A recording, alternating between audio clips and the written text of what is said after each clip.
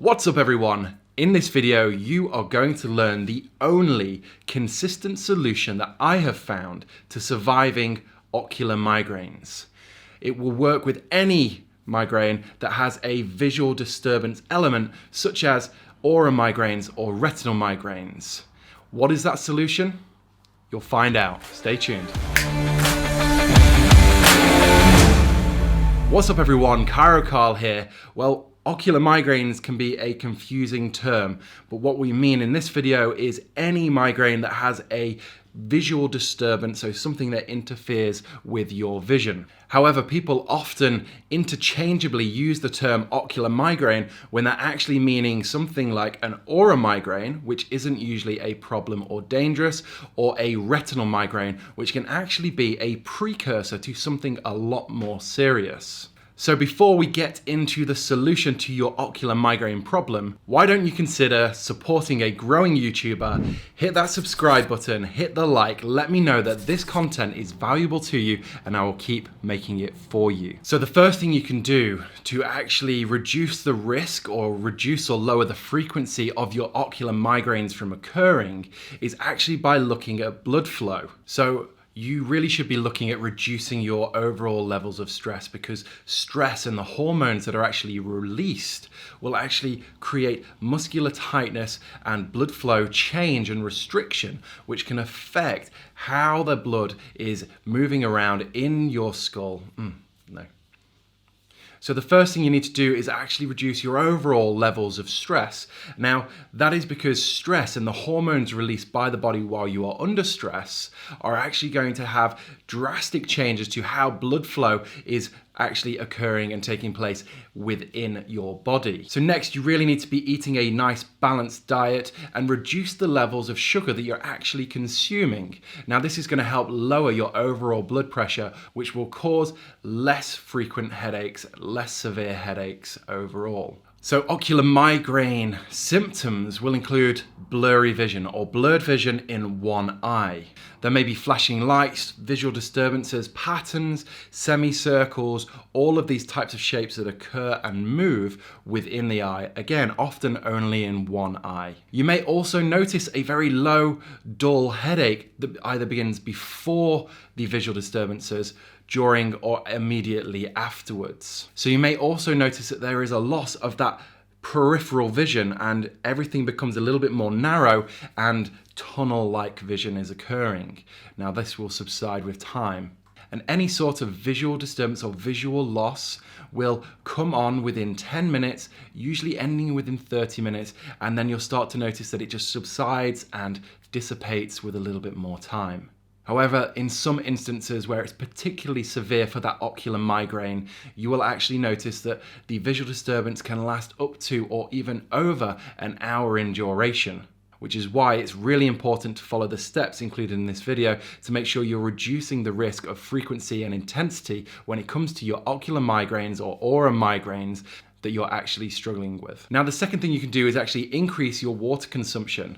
Most of us are chronically dehydrated and don't consume enough water. As a female, you should be looking to consume at least 2 liters of water every single day. Now, as a male, that should be as high as 4 liters or even more. And remember guys, if you're doing exercise, you need to consume even more water on top of that. So next, it's a simple one, you should know it, but if you were a smoker, just stop. Smoking is so bad for you, and you know it's bad for you, that I really shouldn't have to go into detail about why smoking is going to increase the likelihood of you having an ocular migraine or an aura migraine or any type of headache in general. Plus all of the other health benefits of actually quitting smoking, you really should do that now. Next, you really need to look at exercise. If you don't do enough exercise, then this can actually be a problem in itself. However, if you do too much exercise too quickly, that high exertion can actually bring on an increased blood pressure and will cause a migraine in unto itself. So ocular migraines or aura migraines are more often going to occur in women over the age of 40. And this is because a lot of the time these women have been on certain types of contraceptive that actually increase the likelihood of ocular or aura-based migraine. And it is also more common in people when you have a family history of family members who actually suffer from migraines and headaches chronically.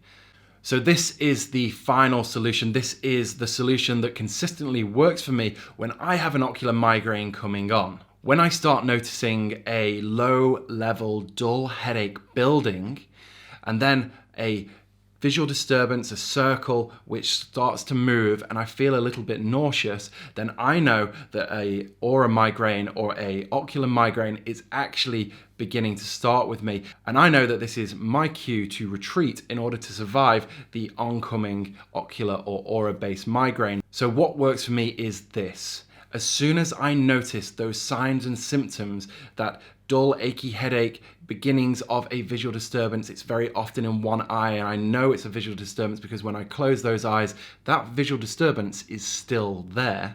What I will actually do is I will take myself away and I will drink copious amounts of water. I will drink upwards of 500 milliliters to a liter of water in one go.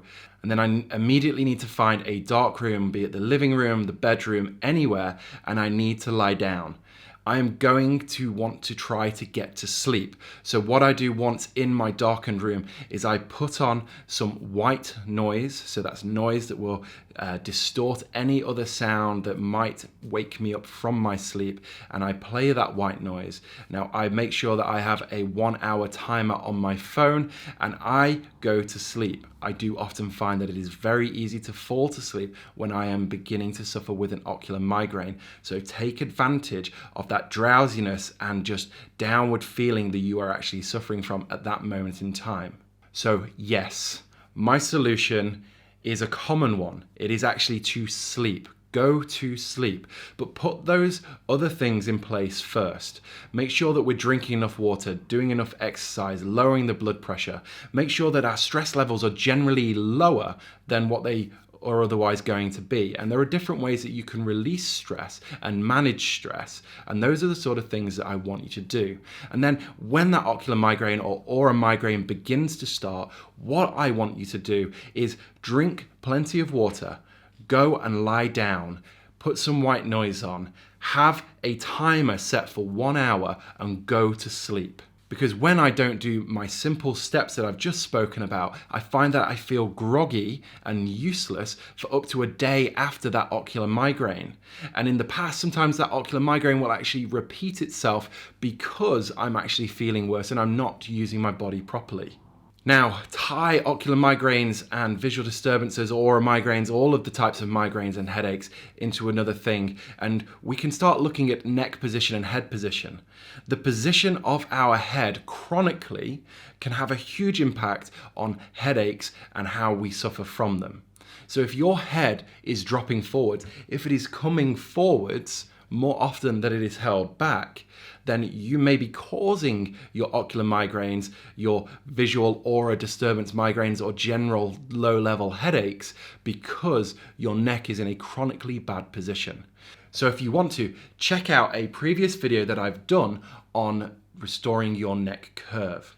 Alternatively, this video right here might be exactly the one you're looking for. And if you haven't already done so, hit the like, tap subscribe, click on that bell icon, do all of those things. I'll see you next time.